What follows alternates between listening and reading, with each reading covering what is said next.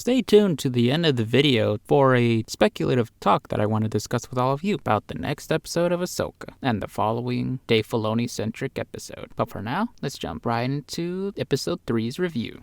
Hey everyone, CJ here. Hope you're all doing well. And oh boy, that Ahsoka episode, that was really cool. And just goes to show what you can do with a shorter runtime and plenty of action and cool little character moments as well. But with that, let's just jump right into the episode breakdown for Ahsoka episode 3. Plus, since we're already late to the party anyway, or at least I am. It was really cool to see Sabine's lightsaber training protocol with Huyang. But man, when he pulled up these flashlight saber things, he totally reminded me of General Grievous, and I'm sure everyone got that too. Wouldn't that be a wild mix-up? Huyang with actual lightsabers versus Grievous? That would be interesting. Interesting enough to make a poll.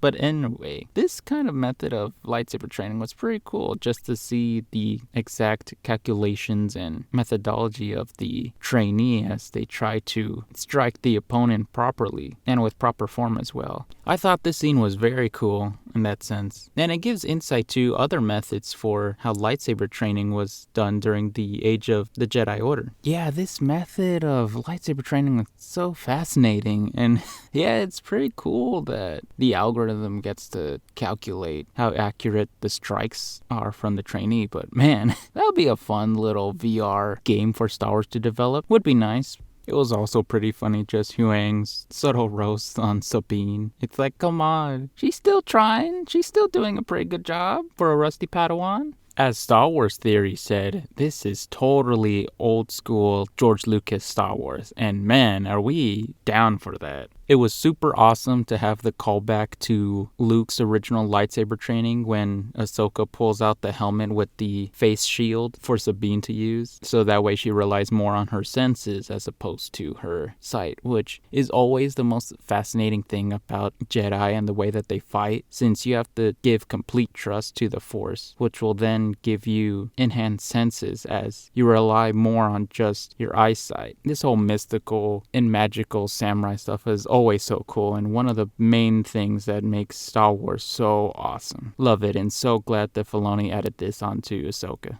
Here we go, more funny pics of Huyang's reactions. It's almost like he's saying, bruh. This whole training scene, as I mentioned earlier, was just so cool and amazing to see. And it was very much classic Star Wars, as a lot of people have been saying. I love how Ahsoka trained Sabine in this certain Jedi training technique that was very much just relying on sense, battle instinct, and hearing as well. It was just so awesome, and it just goes to show how great the writing is, both within the scenario that's happening and the character dynamic, and just the writing in both Ahsoka and Sabine's character as well, given their personality and their battle history too. And man, I still can't get over the fact that we have Jedi Master Ahsoka and Jedi Padawan Sabine Wren. Man, so cool and so awesome. Interesting. Quite interesting. And fascinating. And just like that, we're off to a really great start with Ahsoka Episode 3. Part 3, Time to Fly. And what a great title for a fun space battle episode. When we catch up with Hera, she's about to give her quick little summary recap of Episode 2 to the New Republic Council. Oh, look at that guy. He looks kind of cool.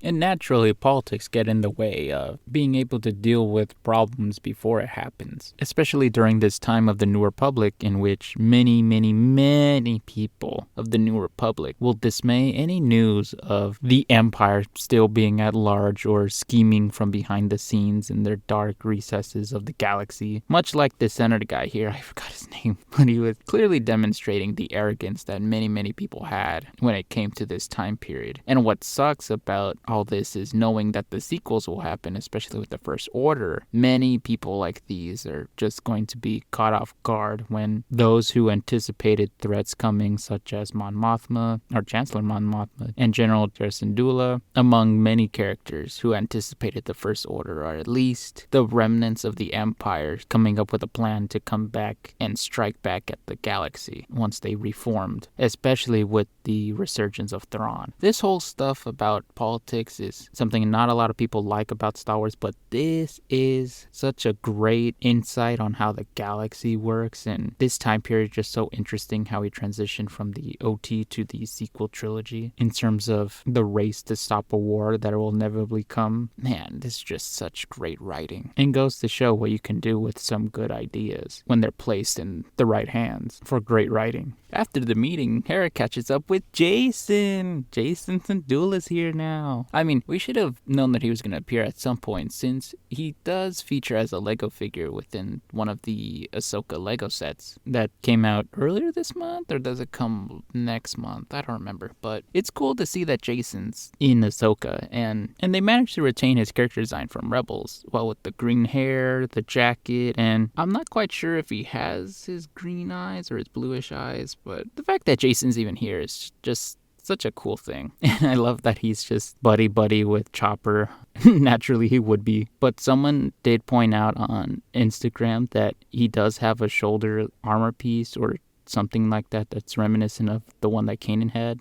And when I saw it, I was like, oh, Kanan. But yeah, that's cool that even though it's just for a quick little scene, that's completely fine since it's Jason Syndulla. The fact that he's even here is just such a cool thing too, and gives a nice little character moment with Hera Syndulla, his mom. This moment right here is why Star Wars is in such great hands with Dave Filoni. This is classic George Lucas Star Wars. And yes, I know it's mixed feelings of Sabine having Force powers, but it's very clear that ever since the first Star Wars, A New Hope, the Force is a formless being of sense that surrounds all life forms, big and small, sentient or not, throughout the entire universe, the entire galaxy. And it's made very clear that even though you're not a Jedi or Sith user or even a Force wielder, that you, as a normal person, can use the Force to the smallest degree. The Force is literally there to not only connect you spiritually with people, but also give you that sense of heightened sense, especially if you're a fighter like Sabine is a Mandalorian, which just adds on to the extra battle sense that she would have. And it's very cool that Sabine isn't being trained to be a Jedi, because of course Ahsoka's not technically a Jedi. She's just a great Jedi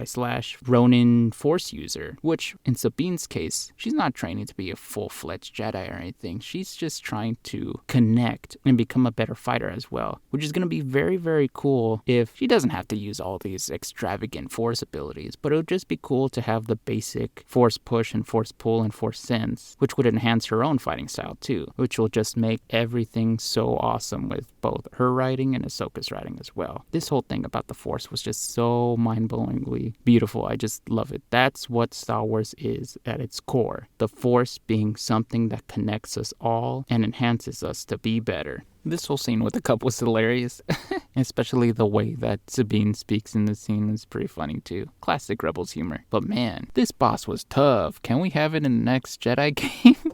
As Ahsoka and friends make their way to Seatos, Hera calls them in to give them the bad news that neither her or the New Republic fleet will be joining them in their confrontation with Elsbeth, which is quite understandable because of the politics that we went through and stuff and everything that's going on in the New Republic Senate Council. But I definitely feel like, and I'm sure all of you are anticipating this too, that Hera's going to join them in the end. Well, with a clutch save with another character, or at least just back them up at the end. Because there's no way that she's not going to join them for the final fight, right? If they're making it to the Seato system, Ahsoka and the others get jumped by Shin and Maruk and their forces as well. And let's talk about their ships really quick. These are some cool looking ships that they have. Like, I know Marek's and Shin's, or at least Shin's, is different from the whole fleet group squad that they have. But wow, is it interesting. It has parts of it that reminds me of Pod Racer. I love the color scheme. It's very retro in a sense in terms of in the Star Wars lore, especially since Shin has the classic Jedi Order kind of headset thing. And me and my dad thought that the squad fighters almost look like World War II fighters, particularly the Mustang P-40s, I believe. Shin Hati is so cool, and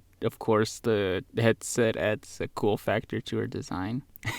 I find it kind of funny that a lot of people in the Star Wars community is either calling her Shin Baddie or Shin Hottie. At first, I was like, hey, yo, isn't she like on the younger side? And then when I looked up her age, I was like, oh, wow. I didn't know that we're the same age. But yes, with that aside, anytime that we see Shin, we know that we're going to get a cool scene with her. And then we get some cool scenes from Merrick. I'm not going to be able to say, I'm not going to ever say his name right. But yo, when he finally spoke, and we now know that Sam Witwer was voicing him just for the voice, you cannot say that this is going to be, or that this is not Starkiller. That would be so insane. Like, I know we can't have Legend Starkiller in Star Wars because, of course, he's way too powerful and he'll be way too strong for this series. But what Filoni could be doing is the same thing that he's done with Thrawn and other Legends characters, in which you bring Legends characters into canon and you change them up a bit to fit the canon stories. So of course, him bringing Starkiller would mean that his power set and fourth strength would be vastly different than what we know him for. But I'm pretty sure if Dave Filoni is bringing Starkiller in, that it would still be a very, very interesting take on the character. But that's if this is truly Starkiller. But man, I know that theories are going wild with Merrick, but if you have any more, you just want to reiterate some theories, write them down in the comment section below so we can get the buzz going to see who this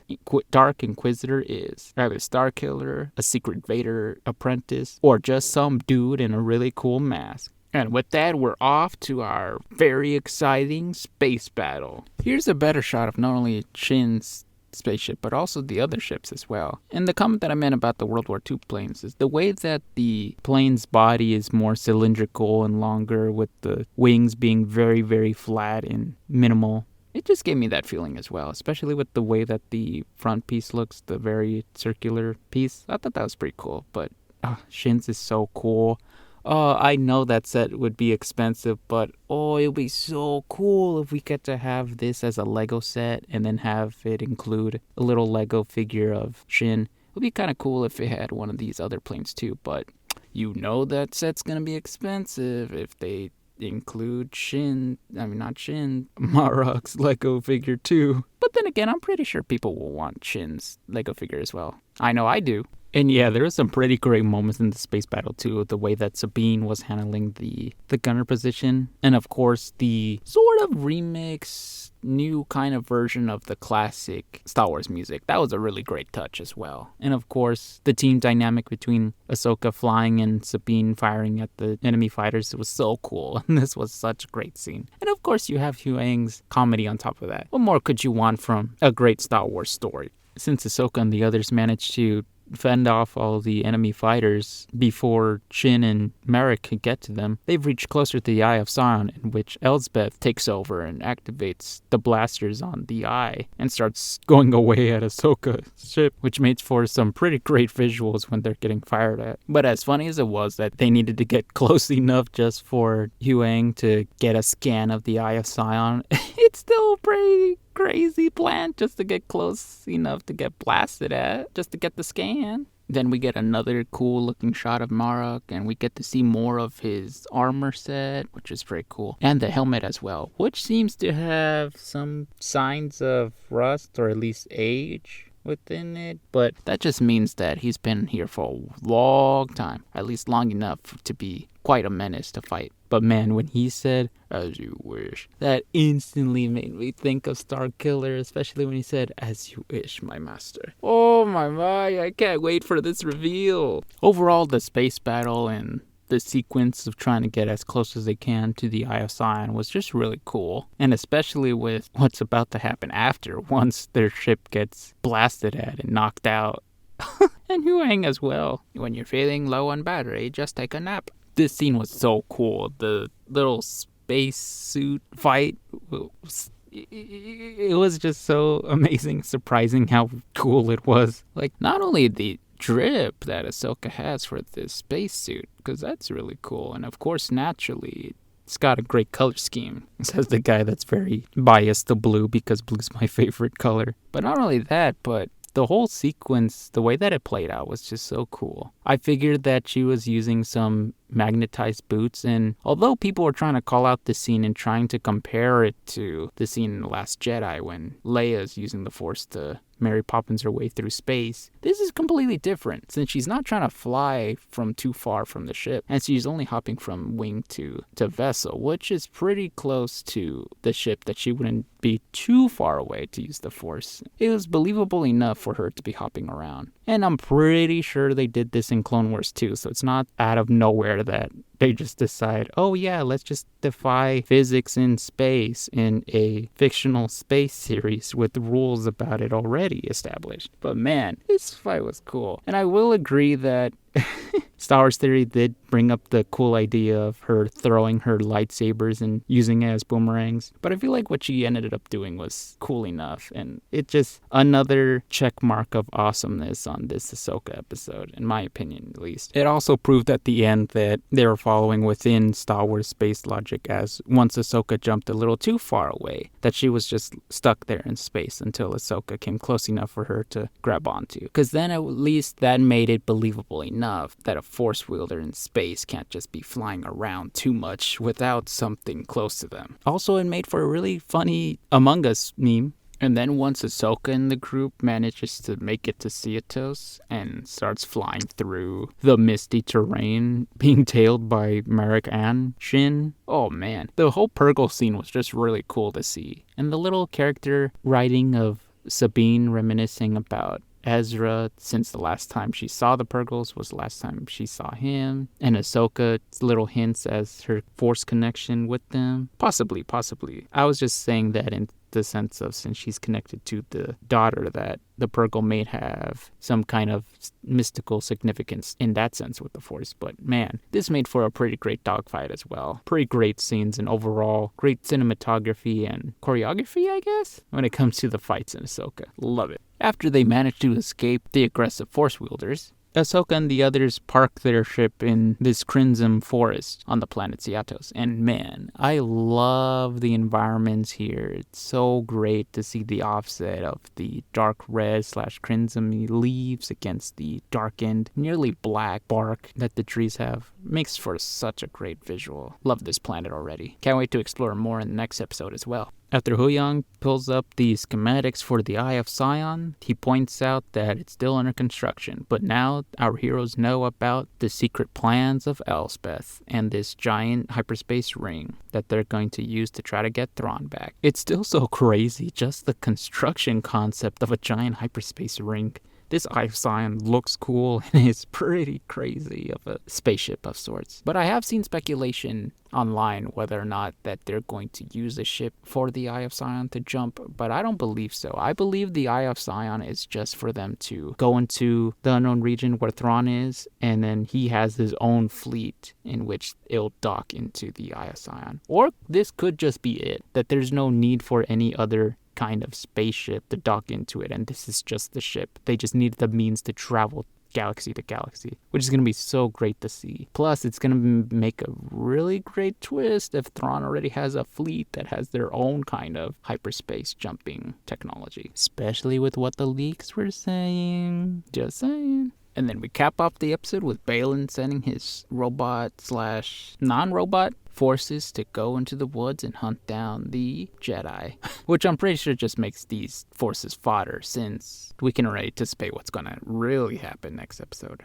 But man, let's just take the time to appreciate Baylan's outfit now that we see it in full. I love how his little arm guards are blacked out along with his armor vest thing. And of course, the cloaks are always so cool. He just has such a great, intimidating, menacing, and of course, stoic personality and presence. It's just so amazing. Shout outs to Ray Stevenson for his performance is just so great. It's still so tragic that he unfortunately passed, as we all would have loved for him to see it in full, but he just adds this extra layer of greatness to Baylan's character, that Baylan's just already instantly a fan favorite. I just love that about both Ray Stevenson's performance and Dave Filoni's writing when it comes to Baylan's character. So something I've been thinking about lately is the way that the episode ends. It obviously entails that the enemy forces is going to go after Ahsoka and Sabine, Sabine, and they're gonna easily take them out. And from the trailers that we've seen, we obviously know that Ahsoka's gonna be fighting Balin here at the map site of the giant star map thing, while Sabine and Shin are gonna have their second fight in the woods, which are both gonna be wild lightsaber duels for sure. But one interesting thing that I wanted to point out in both fights is the character dynamics between Ahsoka and Balin, what those are gonna be. But the thing that I wanted to point out more importantly is the fight between Shin and Sabine, since I feel like that's when we'll see Sabine use the Force or someone will come in for the save. Who that could be is to be determined, but wouldn't it be crazy if Merrick for some reason comes to help Sabine? So when it comes to Merrick, I have seen